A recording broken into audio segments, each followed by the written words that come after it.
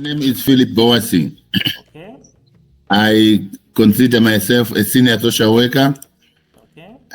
I am speaking now from my rural small farm All right. in the middle of a rural area in Masvingo town in the southern part of Harare. Okay.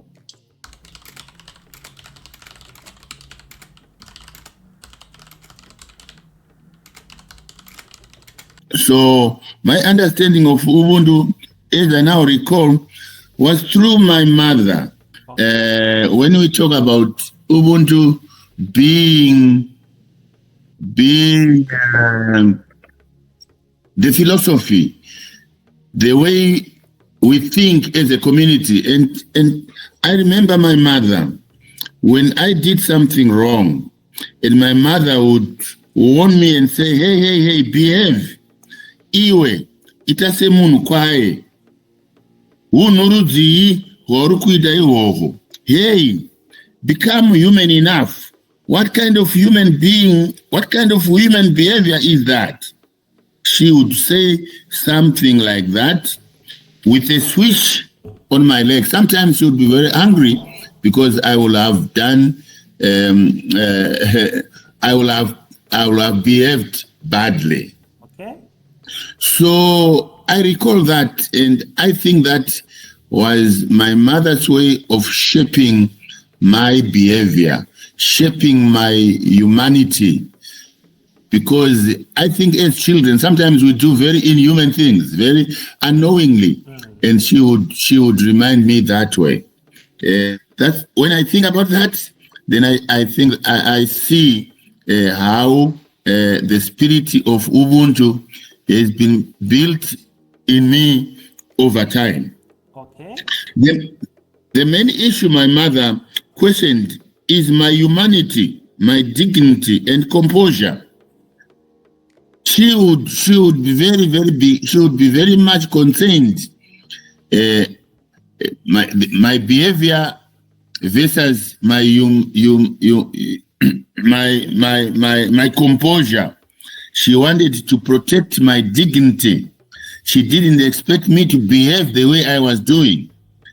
And I think that was the reincarnation of Ubuntu during my early days. She would say that over and over, whenever I misbehaved, so don't do that. She would say that. So I think she was trying to make sure that I become the best that I could be and be useful to the family in the best way that she thought she wanted to raise me. With age and some sense of shame, children would learn the good and the bad. Today, in a recollection, I can see that this was the demonstration of Ubuntu, and I can confirm that I can link my mother's comments, my behavior, to how I do now understand the concept of Ubuntu.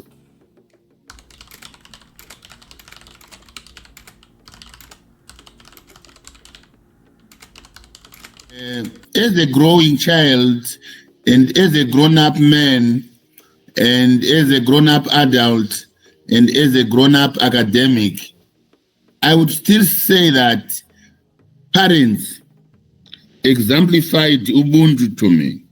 My grandparents, uncles, and most every community elder cared about the protection and emphasis on Ubuntu. If ever Ubuntu meant good behavior, I think there's need now to continue to expand the concept of Ubuntu, the philosophy of Ubuntu, in terms of what really it entails. But in terms of shaping me and shaping me to become what I am today, I see a lot of people playing a role. My parents, I would just openly say my parents. And when we say parents in our African tradition, we mean my mother's sister, my mother's elder sister, my father's elder brother, my father's young brother, all those people are parents. And many community elders. You know, when we grew up, there's an African proverb that goes, an African child is everyone's child. Okay. When we grew up and we misbehaved away from home, anybody in the village would approach you and challenge you and say, hey, that is not right. That is not good. If you continue to do that, I will tell your mom. And knowing what my mom would do to me when she hears about that, when I misbehave,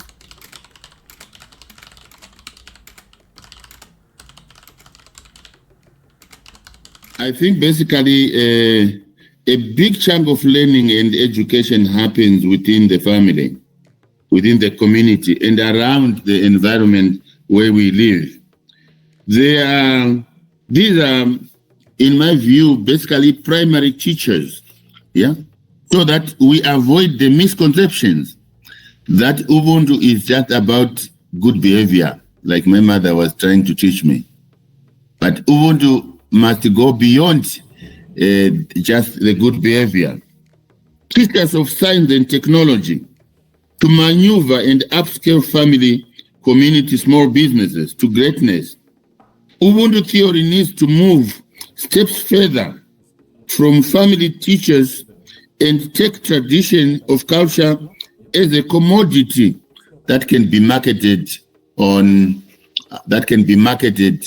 for profit. That's what I think. In terms of education, we should continue to learn about good behavior. We should continue to learn about living together. We should continue to use the proverb, I am because we are. Because alone, I couldn't have made it without all these teachers around me, my uncles, my mother, and everybody else.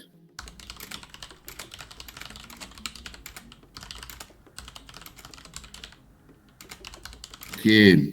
In our language here in Zimbabwe,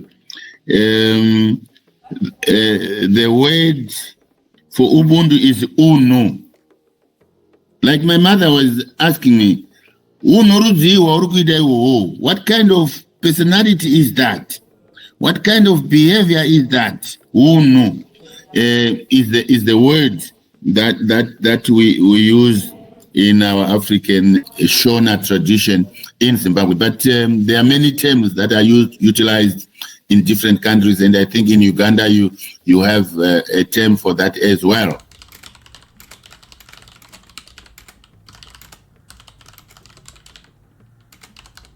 The concept of Ubuntu, the concept of togetherness, the concept of togetherness, love, and sharing. Like in the village here, you have different kinds of people in the village. In our village here, we are about 30 households, and we are all different. So, as traditional farmers, we do farm our small pieces of land differently, and others do it very well. And sometimes when they do it so well, they may not be able by themselves to work on that piece of land independently. So there are rituals like what we call umwe, or in English we can call it work parties, where an individual household would brew traditional beer. They would kill a goat or two and create a big feast and invite villagers to come and help in harvesting maize, in harvesting rapoko, small grain, all those kind of things that they cannot do on their own. I can say that it's more or less like a ritual now. Because when somebody calls out for that to happen, everybody goes. Everybody goes. The rich, the poor, everyone. And I also see it as a way where the rich people try to share with the less fortunate.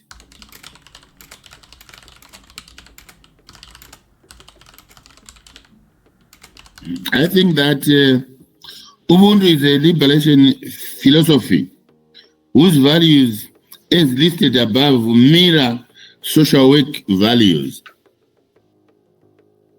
I had to take some time to Google, looking at those values one by one against the definition of social work. I found it matching so well.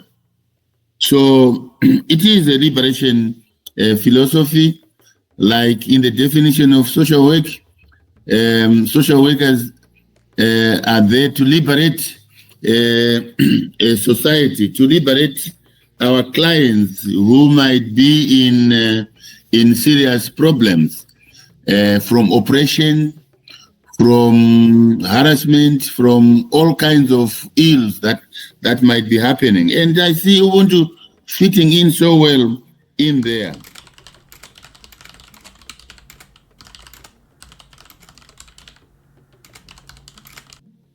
I think urbanization, technology are good evils that have come along.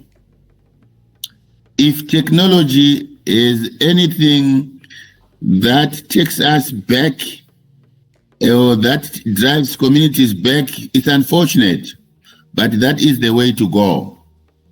It's a good evil. Urbanization as well. It has been touted as bringing backwardness. I'm not sure exactly. In terms of our culture, we have not been able to move faster or at the same pace with the process of urbanization, such that we were swept off our feet because urbanization was coming very fast. Technology was coming very fast, but tell me what is wrong with technology? Ever since the steam engine was developed, we have seen more and more things coming up. We have seen more progress coming up. We have seen more development coming up. Right now in the rural areas, there are small technologies that are coming from China and what have you, and people are applauding them. Things that would take a whole community days and days of hard labor, they can now be done simply with technology. We have a small tractor right here, and it's busy every time running in the village, plowing, because the people find it much better than using oxen and what have you. So I think that that is where our current think tanks and members should focus on in terms of looking at Ubuntu and technology, Ubuntu and development. How do we fuse in the concept of Ubuntu? We don't lose it completely.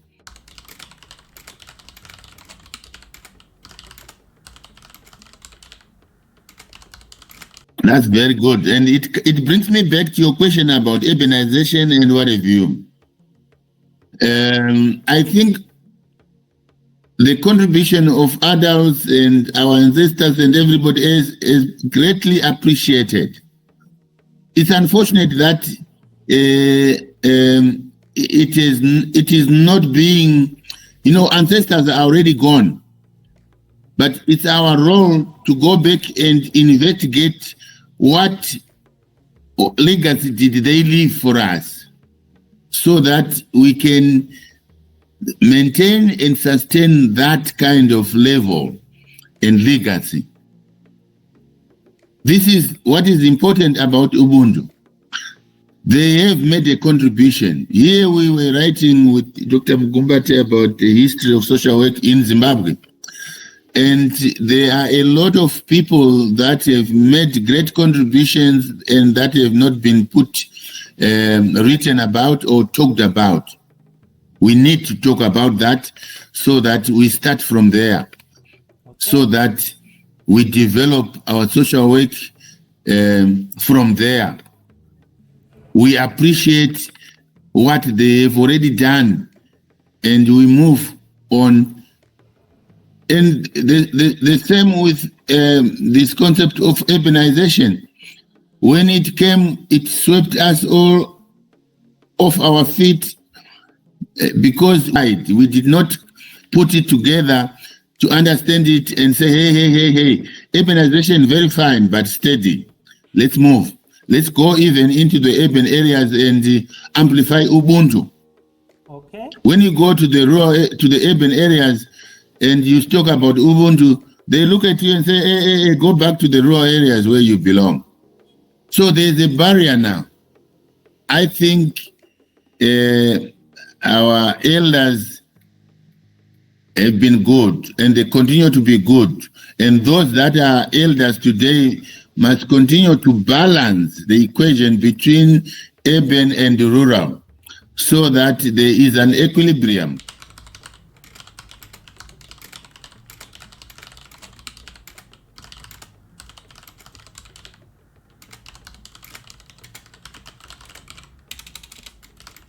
That's why Desmond Tutu said Ubuntu is the gift that Africa has given to the world.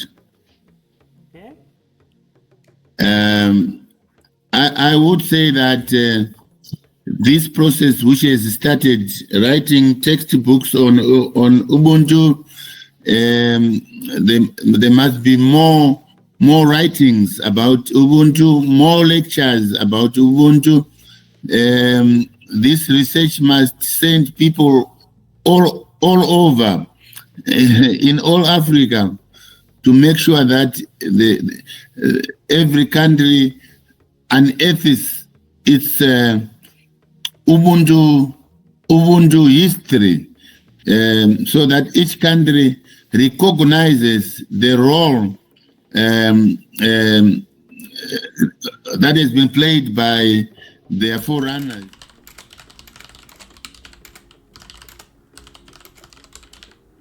One stage ahead of Desmond Tutu. Desmond Tutu was a pastor. And I can assure you, if you read more about his concept of Ubuntu, it was more on the spiritual. Okay. The art of doing good and being nice and so forth. But Kenneth Kaunda was now bringing in what we say in Shona Zunobatika, tangible development of Ubuntu. Okay. Being nice and good, it's nice, it's very nice. But moving forward, you are even better doing nice, not being nice. And doing nice, to me, is developmental. Get to initiate development projects at communities, get to look at community entrepreneurs, people who are there in the community and who are enterprising, from whom we can begin to build small community enterprises which are sustainable, which are based on local resources. So then Ubuntu comes on and through development.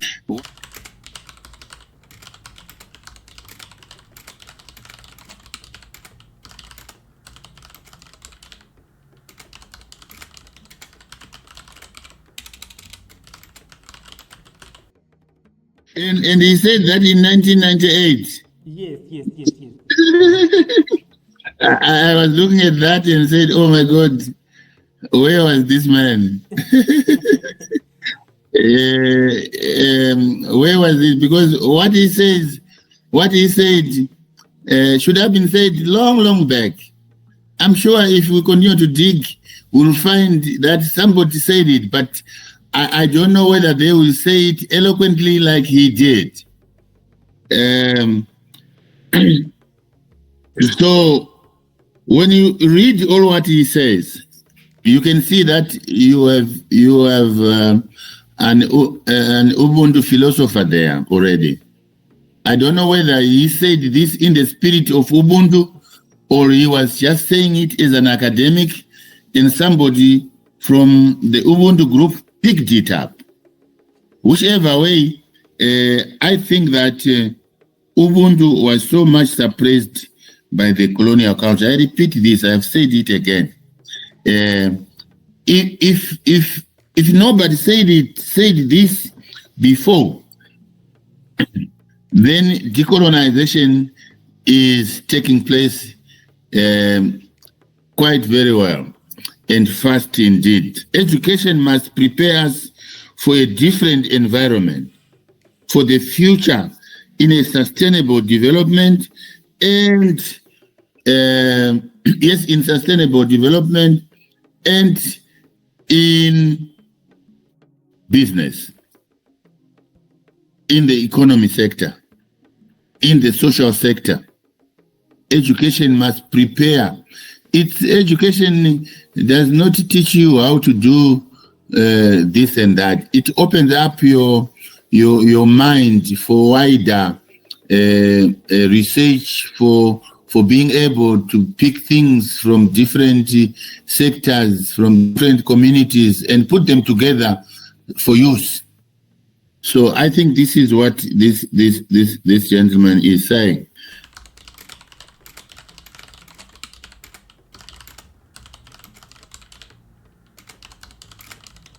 I am one of the founders of the Council of Social Workers in Zimbabwe. I am the second chairperson of the Council of Social Workers, which regulates social work in Zimbabwe. From 2006 to 2016, I was the chairperson. That the ethics that we are being cited here were developed during my tenure. And I remember very well, we had read the ethics in South Africa. South Africa did it before us. And which other country again around Africa was, I think it was South Africa ourselves, and then if not Namibia, I am not sure. There were three countries that had developed an organization that had developed a council of social workers that monitors the professional social workers in their respective countries. And ethics was one of the things that we introduced. It's a bylaw right now. South Africa has done the same. We copied from South Africa. And this project must disseminate this research widely so that a lot more countries in Africa should adopt that.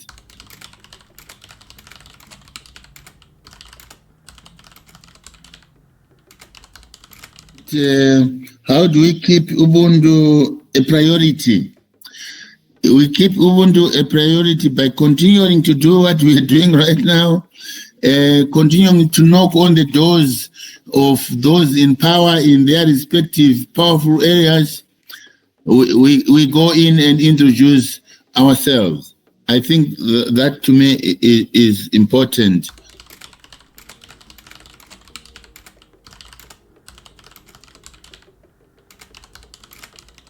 I would say yes, it can coexist with Western individualism. Western individualism, I called it a good devil. I don't know whether there is a good devil. Western individualism created the Albert Einstein. It created a lot of geniuses, people that just shot themselves up from their respective individual entities and brought us good. Can Ubuntu philosophy in Africa coexist with the Western philosophy, because the Western philosophy is the individual genius. They believe so much so we cannot wish them away. We cannot throw them away. And as well, we cannot go on our own. We need to copy from the steam engine. We need to copy from them. So there must be some coexistence. We must enter their climate and talk to them and borrow.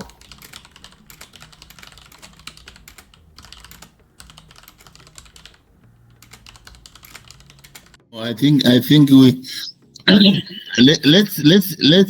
let's understand it ourselves first, and then of course introduce, sell our culture. Who doesn't want to sell their culture? Yeah, we want to sell our culture to the West, and let's see if they can see the relevance and the coexistence.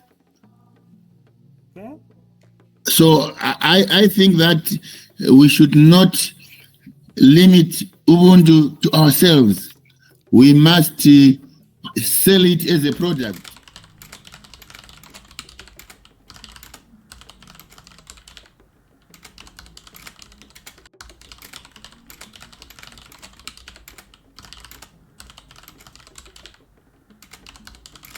Possible. Between you, me, and Dr. Mgumbate, we just Dr. Mgumbate is already in the diaspora. If I'm talking about Zimbabwe, you have friends that are already in the diaspora. Like I said again, let's involve them even in these particular discussions. Let's involve them and find out what they say, whether and read their report and compare with my report and see what is the way forward. There is nothing wrong in us growing up and going to address the diaspora.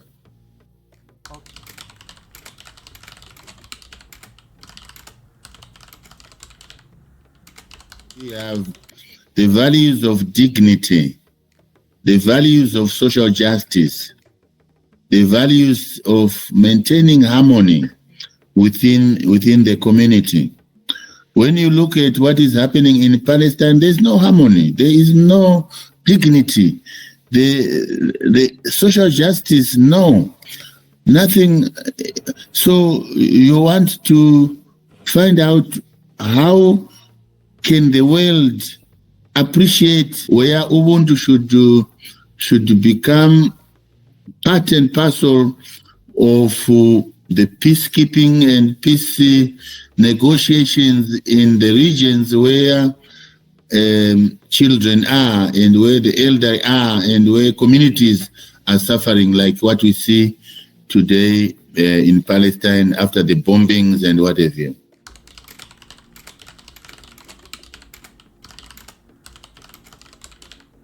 We have a Shona proverb which says,